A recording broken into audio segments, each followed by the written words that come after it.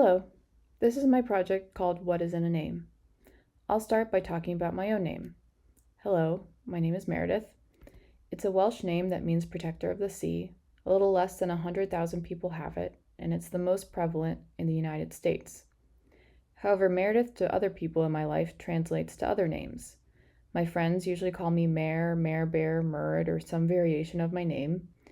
My dad called me Pumpkin when I was a kid because of my big fat pumpkin head. I've ironically and unironically been called Sunshine, so interpret that how you will. And that one girl in 6th grade called me a hypocrite, and I refuse to let it go. My full name, Meredith Jenny Newman, comes from the Ashkenazi tradition and superstition of naming children after close loved ones that have recently passed away, never people who are alive. My first name comes from my grandfather, Manuel. Since he had a name that began with an M, my name had to begin with an M. My middle name, Jenny, is directly taken from my great-grandmother. Her name was Jenny, so my middle name is Jenny. And with this spelling of Newman was adopted when my great-grandfather, Otto Newman, immigrated to the U.S. So why am I telling you all of this? Well, it's the subject of my exhibition. The subject of my exhibition is the uniqueness or individuality a name assigns and the sameness or community a name signals to express membership to a specific group. Together, uniqueness and sameness work simultaneously to form an identity through a name. Names are of particular interest to me as well because of my research thesis topic is about the presentation of text and how words can acknowledge the spatial nature of exhibitions. So having something text-based or text-heavy was important to design with this thesis in mind. That leads to the exhibition's big idea that names are not neutral. Names come with a lot of meaning between a combination of their uniqueness and sameness. More specifically, I found the myth that Ellis Island immigration officers changed names to be particularly interesting. It was the story of my own last name. We thought it went from Neumann to Newman because an immigration officer automatically changed the spelling to something American looking or didn't care to acknowledge a more ethnic spelling. However, that is not true. In reality, Ellis Island immigration officers were tasked with simply checking off names from the ship manifest received from the ship company, essentially taking attendance, making sure that everybody is accounted for.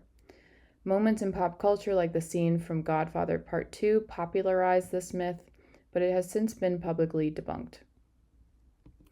I chose Ellis Island as the venue to truly ground these subjects and make sense of the exhibition. Ellis Island is also undergoing renovations to make more galleries more interactive and storytelling-centric, so this was something I kept in mind while designing this space. Ellis Island's audience primarily consists of multi-generational, national, and international families and social groups. Since the tickets to Ellis Island come as a package deal with the Statue of Liberty, the majority of the audience is coming from seeing the iconic American symbol. They are looking for a similarly exciting and photo-worthy experience at Ellis Island. However, from observation when I went a few times myself, they don't believe they will get that because not as many visitors would leave the boat when they arrived at Ellis Island. Ellis Island is not as iconic, and if there is no personal connection from the visitor's own ancestry, they are less likely to visit the museum or at the very least have a memorable connection to the museum and its content.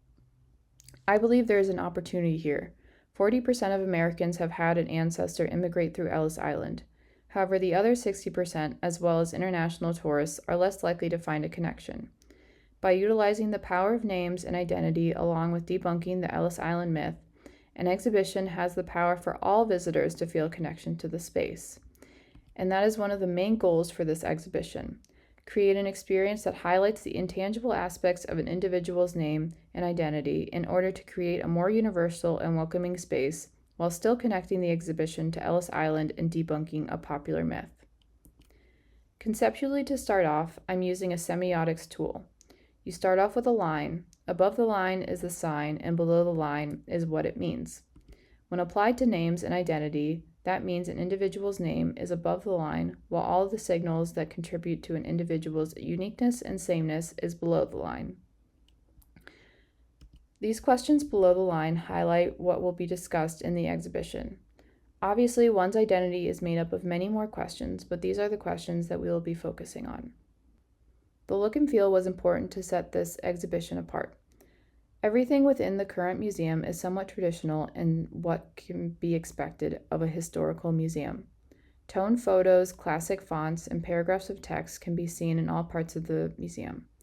I wanted to create something friendly, welcoming, and independent of a classic historical American aesthetic, which also fit the big idea of uniqueness, sameness coming together to create an identity. I started off with an icon system. I wanted these shapes to not just become a motif, but also imbue meaning around names and identity. It is an aspect that ties back into my research, which discusses adding the big idea into every part of an exhibition, not just the written content. The system itself represents the sameness of the big idea. It's a bigger structure with each row representing a different data point so that it can create something unique, like this icon that represents an individual's name. This is an icon that can be generated within the exhibition and can be a takeaway for the visitor. The logos displayed within the exhibition are also part of the big idea as well. The grid elements represent the structure and belonging within a community, while the multiple fonts represent the uniqueness and how everyone has a different signature or handwriting. Additionally, the vignettes of the icons help enforce the visual language. Here's an overview of the logos. The main logo is on the left, while all the sub-logos are on the right and middle. I chose a wide color palette in order to embody all types of situations. There is a modern twist on the red, white, and blue in the middle column, while incorporating the red-orange of the existing gallery Peopling of America exhibition in the lower right corner. The middle row of dark colors ensures dark enough backgrounds for white text and a more moody atmosphere.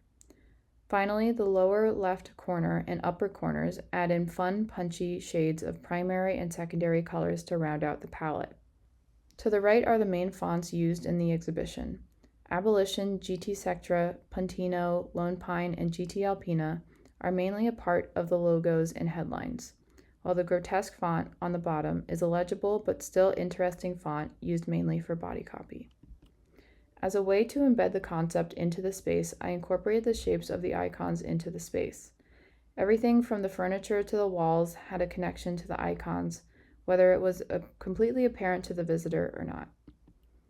The space itself had a unique visitor flow due to the multiple entrances and exits throughout the space. Visitors could enter at either side at the top, from the stairs or elevator on the left side, or at the bottom with the escalators. So when planning out the space, I wanted to make sure the more common entry and exit points were low-intensity areas emotionally, and the high-intensity moments were away from the visitor initially. This was an effort to welcome the visitor into the space and anticipate where the visitor might want to start. The entry itself is a bright and vibrant space. The floor graphics indicate a path for the visitor while also leading the eye to the beacon at the end of the hall that has animated niches within the backlit logo. The wall mural displays the big idea in big, bold type. What is in your roots is in the back of the exhibition. It is a symmetrical space that allows the visitor to approach it on either side. The visitor can approach the kiosk to enter their name and receive their own icon. Once their name is entered, a video will be generated that explains each part of their icon. At the end of the video, the visitor will receive a name tag they can either wear throughout the exhibit and be a point of connection with other visitors or keep as a takeaway. Also, each digital experience within the exhibition will be available in all 12 languages that Ellis Island offers for their audio guides. This is important because the amount of international visitors may be as many Spanish speakers as there are French speakers as there are Mandarin speakers. On the sides are ways in which the visitor can explore the icon system. On the tables are books that go in depth on individuals' names, what their icons look like, and the story behind their name. On the wall is an RFID interactive. Visitors are encouraged to pull individual shapes off the wall and place them on the center peg. With each shape, the screen around it will generate a random name according to the shape.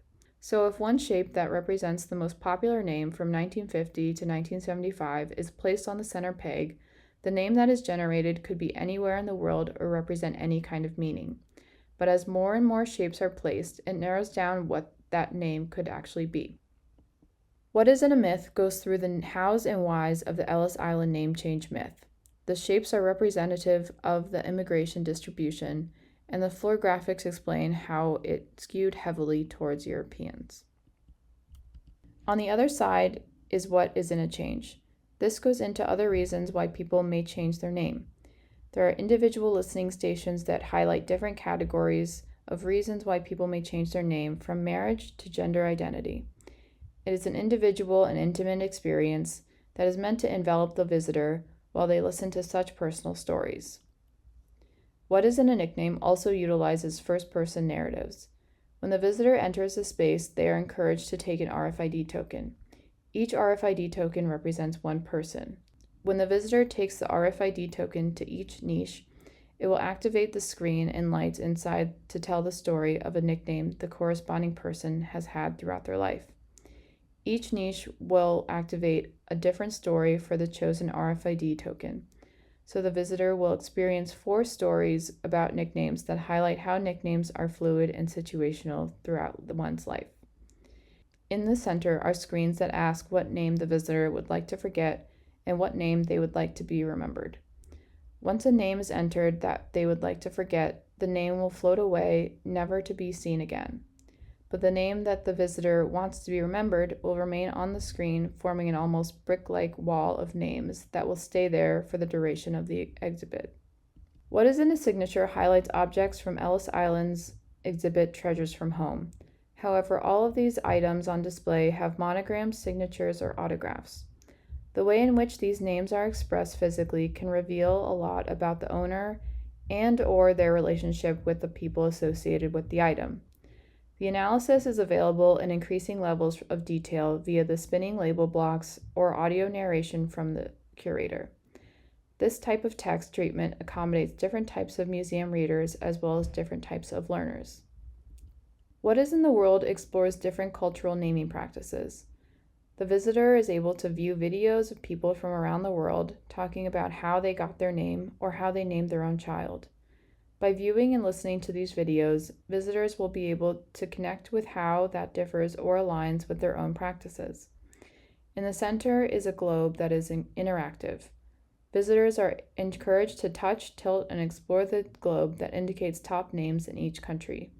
This provides the opportunity to view the world as they wish, not just in a straight line like the Western world is used to.